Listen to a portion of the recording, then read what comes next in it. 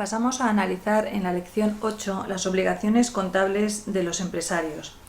En esta lección nos disponemos a comentar algunos aspectos que están relacionados con la llevanza de la contabilidad. Y en concreto, pues lo que vamos a estudiar son los libros obligatorios que han de presentar las empresas individuales y las empresas sociales, la responsabilidad del deber de contabilidad, en qué consiste y cómo se efectúa la legalización de los libros y también el tiempo en el que tienen que ser conservados. Todas las obligaciones contables de los empresarios aparecen recogidas en el Código de Comercio y en concreto en el artículo 25, que por una parte establece que todo empresario tiene que llevar una contabilidad ordenada, adecuada a la actividad de la empresa y que permita un seguimiento cronológico de las operaciones y también la elaboración de balances e inventarios.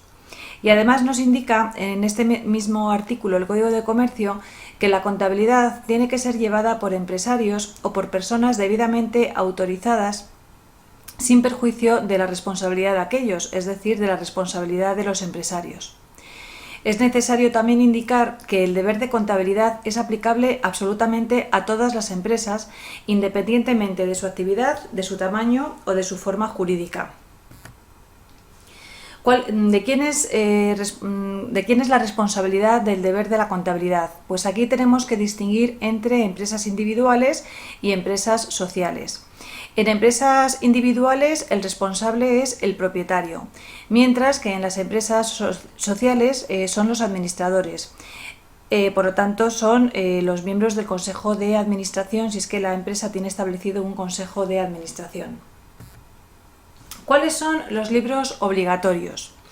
Pues aquí también vamos a distinguir los libros obligatorios en función de la forma jurídica que tenga la empresa. Si la empresa es individual, solamente hay dos libros obligatorios.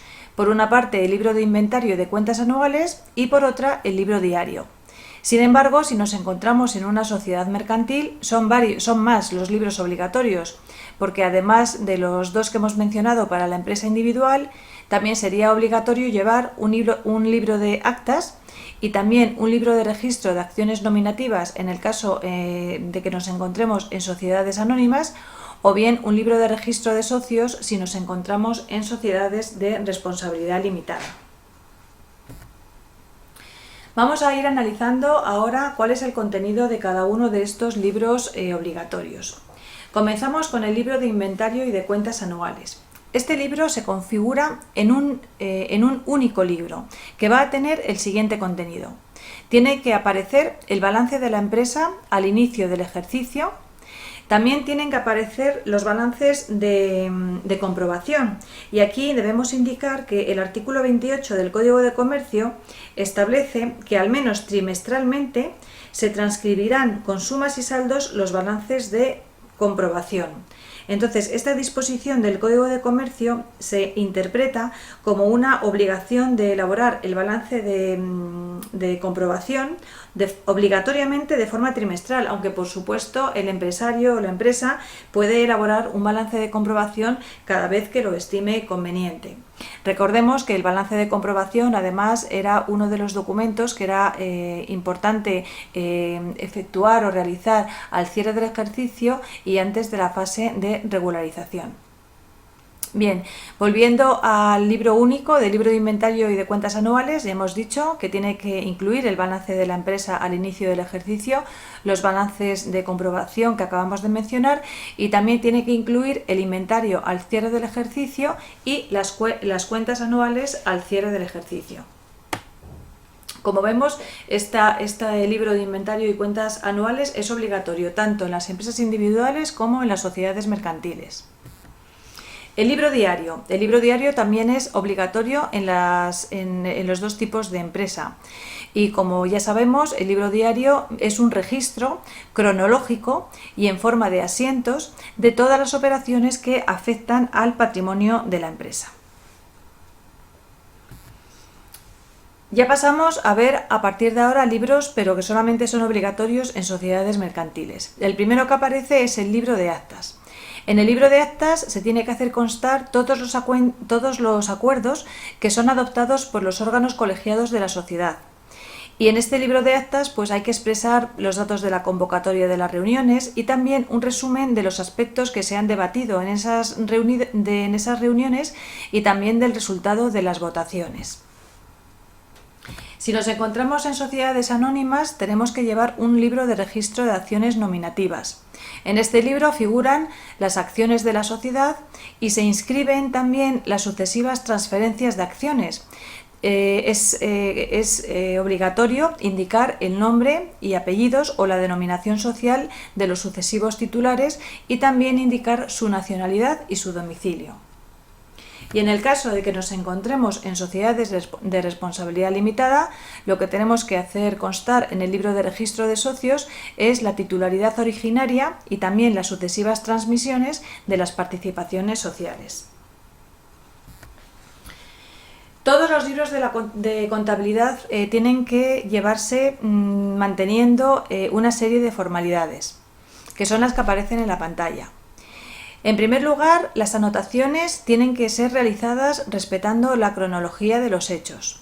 Estas anotaciones, además, tienen que ser claras, no se pueden dejar espacios en blanco y, además, no tienen que contener ningún tipo de tachaduras. Deben ser corregidos todos los errores y las omisiones que hayamos detectado. No se pueden utilizar abreviaturas o símbolos que puedan confundir la interpretación de los libros y sus valores tienen que estar expresados en euros.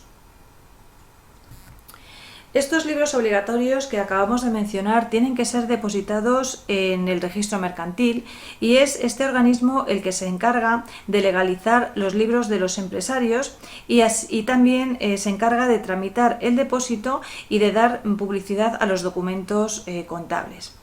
¿Qué significa legalizar los libros? Pues por una parte significa diligenciarlos, es decir, hacer constar en el primer folio del libro la identificación del empresario, la clase de libro de que se trata y el número de folios que contiene. Y además, legalizar los libros significa sellar estos libros. Pues bien, esta legalización de los libros se puede efectuar de dos formas, lo que se denomina legalización a priori y legalización a posteriori. La legalización a priori consiste en legalizar los libros antes de ser utilizados y para hacerlo se exige que al presentar los libros estos estén completamente en blanco y que estén numerados correlativamente. Y la legalización a posteriori exige que los libros se presenten encuadernados de manera que no se pueda sustituir ningún folio. Además, tiene que tener el primer folio en blanco y los demás numerados correlativamente y por orden cronológico a las anotaciones que se hayan ido efectuando sin que puedan existir espacios en blanco. La legalización a posteriori tiene que realizarse en un plazo de 4 meses después de la fecha de cierre del ejercicio. Y una vez llevados los libros a legalizar, pues el registrador dispone de 15 días para presentarlos en el registro.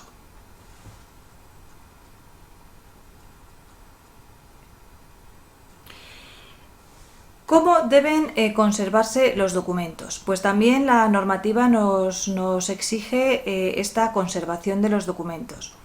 El plazo de conservación de los documentos, tanto obligatorios como no obligatorios, y de toda la documentación y los justificantes que tenga la empresa, han de ser conservados durante un plazo de 6 años a partir de la fecha de la última anotación que se haya realizado. Estos libros obligatorios los libros obligatorios que hemos mencionado tienen que conservarse en papel y, como hemos dicho, debidamente encuadernados. Y el resto de libros pues pueden ser conservados en soporte informático. Para terminar esta lección vamos a presentar esta transparencia en el que aparecen los plazos legales para la presentación de las cuentas anuales.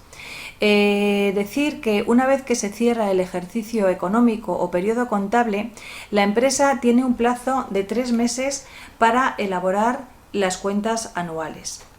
Si la empresa tiene que ser sometida a auditoría de cuentas, porque esté obligada a auditarse o porque lo pidan un porcentaje significativo de sus socios, pues el informe de auditoría tiene que ser elaborado en un plazo mínimo de un mes. Por otra parte, ¿qué plazo tenemos para que se aprueben las cuentas? Pues el plazo para que se aprueben las cuentas tiene que ser 6 meses desde que se cierra el ejercicio. Por lo tanto, el auditor debe realizar su informe en un plazo mínimo de un mes, pero como máximo antes de que pasen esos 6 meses, porque para que se aprueben las cuentas anuales por parte de los socios, las cuentas anuales tienen que ir acompañadas del informe de auditoría. Una vez que las cuentas anuales son aprobadas por los socios, la sociedad tiene un mes a partir de este momento para depositar dichas cuentas en el registro mercantil.